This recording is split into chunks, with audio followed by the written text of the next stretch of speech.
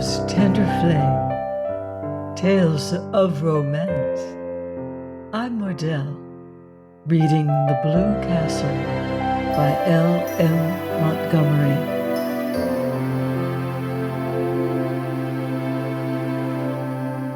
Chapter 28. Summer passed by. The Sterling clan, with the insignificant exception of Cousin Georgiana, had tacitly agreed to follow Uncle James's example and look upon Valency as one dead. To be sure, Valency had an unquiet, ghostly habit of recurring resurrections. When she and Barney clattered through Deerwood and out to the port in that unspeakable car, Valency bareheaded with stars in her eyes, Barney bareheaded, smoking his pipe, but shaved, always shaved now if any of them had noticed it. They even had the audacity to go into Uncle Benjamin's store to buy groceries. Twice Uncle Benjamin ignored them. Was not Valency one of the dead? While Snaith had never existed. But the third time he told Barney he was a scoundrel who should be hung for luring an unfortunate, weak-minded girl away from her home and friends. Barney's one straight eyebrow went up. "I've made her happy," he said coolly, "and she was miserable with her friends. So that's that." Uncle Benjamin stared. It had never occurred to him that women had to be, or ought to be, made happy. You pup," he said. "Why be so unoriginal?" queried Barney amiably. "Anybody could be a pup. Why not think of something worthy of the Sterlings? Besides, I'm not a pup. I'm really quite a middle-aged dog. 35, if you're interested in knowing." Uncle Benjamin remembered just in time that Valency was dead. He turned his back on Barney. Valency was happy, gloriously and entirely so. She seemed to be living in a wonderful house of life, and every day opened a new mysterious room. It was in a world which had nothing in common with the one she had left behind, a world where time was not, which was young with immortal youth, where there was neither past nor future, but only the present. She surrendered herself utterly to the charm of it. The absolute freedom of it all was unbelievable. They could do exactly as they liked. No Mrs. Grundy, no traditions, no relatives or in-laws. Peace, perfect peace with loved ones far away, as Barney quoted shamelessly. Valency had gone home once and got her cushions, and Cousin Georgiana had given her one of her famous candlewick spreads of most elaborate design. "For your spare room bed, dear," she said. "But I haven't got any spare room," said Valency.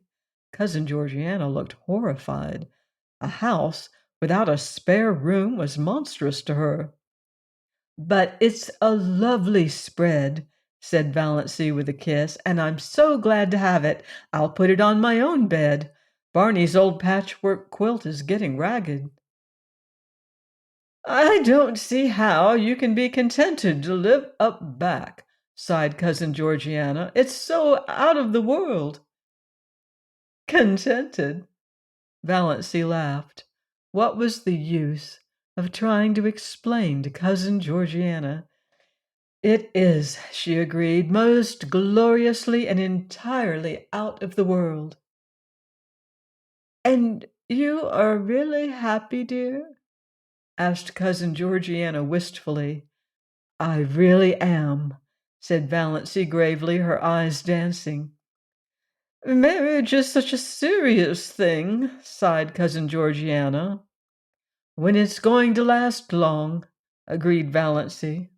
Cousin Georgiana did not understand this at all, but it worried her, and she lay awake at nights, wondering what Valency meant by it. Valency loved her blue castle, and was completely satisfied with it.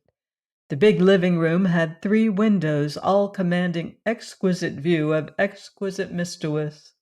The one in the end of the room was an oriel window, which Tom McMurray, Barney explained, had got out of some little old up-back church that had been sold.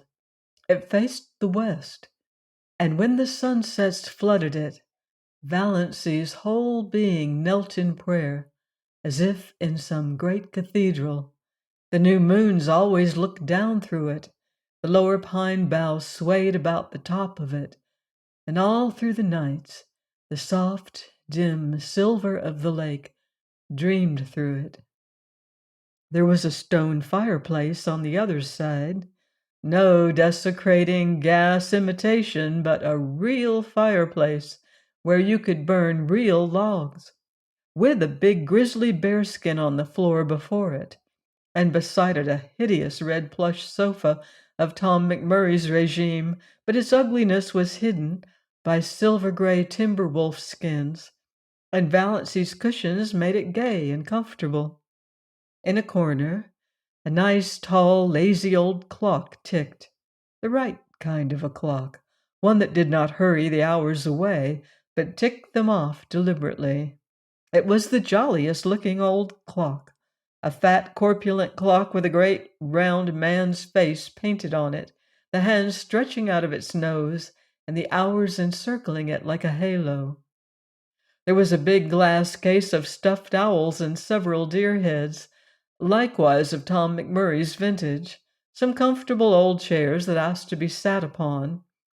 A squat little chair with a cushion was prescriptively Banjo's. If anybody else dared to sit on it, Banjo glared him out of it with his topaz-hued black-ringed eyes. Banjo had an adorable habit of hanging over the back of it, trying to catch his own tail, losing his temper because he couldn't catch it, giving it a fierce bite for spite when he did catch it, yowling malignantly with pain. Barney and Valency laughed at him until they ached. But it was Good Luck they loved. They were both agreed that Good Luck was so lovable that he practically had mounted to an obsession. One side of the wall was lined with rough, homemade bookshelves, filled with books, and between the two side windows hung an old mirror in a faded gilt frame, with fat cupids gambolling in the panel over the glass.